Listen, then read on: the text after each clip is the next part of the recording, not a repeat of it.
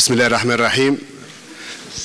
Monsieur le secrétaire d'État, chers professeurs, chers conférenciers, chers confrères, chers invités, je vous remercie d'être présents avec nous aujourd'hui à la deuxième édition de ce forum annuel de l'IoT. Je remercie tous les sponsors qui ont contribué à la réussite de ce bel événement. Sûrement, je vais oublier quelques sponsors, mais il y a Sagem, Trutux, BD, ST, Synapsys, Focus, Alpha, Wycon, Aramis, Sésame, Subcom, sans oublier Smart Tunisia, Lites, sans oublier aussi l'Esprit, les technopoles de Sfax, les technopoles de Razel, l'IEEE, pour tout le support et le financement moral. Financement moral et money. Je remercie pareil les dizaines de personnes qui ont participé à la réussite de cet événement, des gens du marketing de nos entreprises qui ont travaillé jusqu'à 2 heures du mat, tous les étudiants du Subcom, de Sésame, que vous le voyez ici, qui sont dynamiques et qui vous accueillent pendant toute la journée. Monsieur le secrétaire d'État, des universités publiques, des universités privées, des industriels, des technopoles ont voulu travailler ensemble.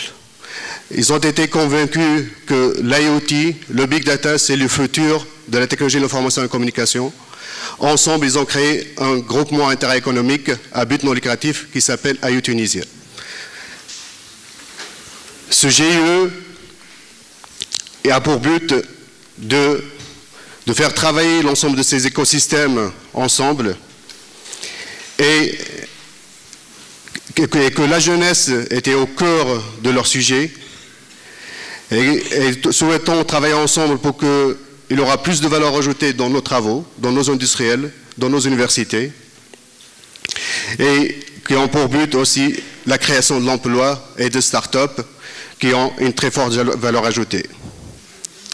Ce GIE, regroupement aujourd'hui 22 membres, a pour mission encore de la vulgarisation et la dissémination de l'IoT avec la création de besoins, création du marché, création d'idées,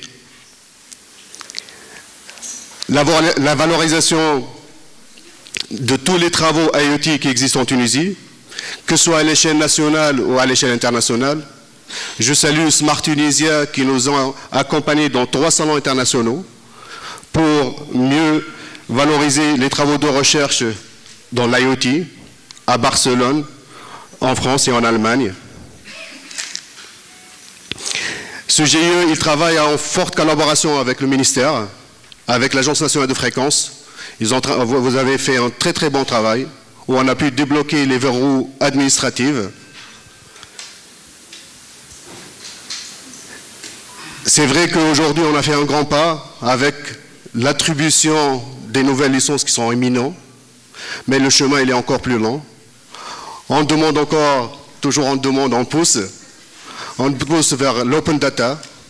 On doit ouvrir les données des établissements publics aux chercheurs qui sont très dynamiques, qui sont à la recherche des données pour faire travailler, tourner leur machine learning, leurs algorithmes et faire travailler l'intelligence artificielle avec toutes ces données.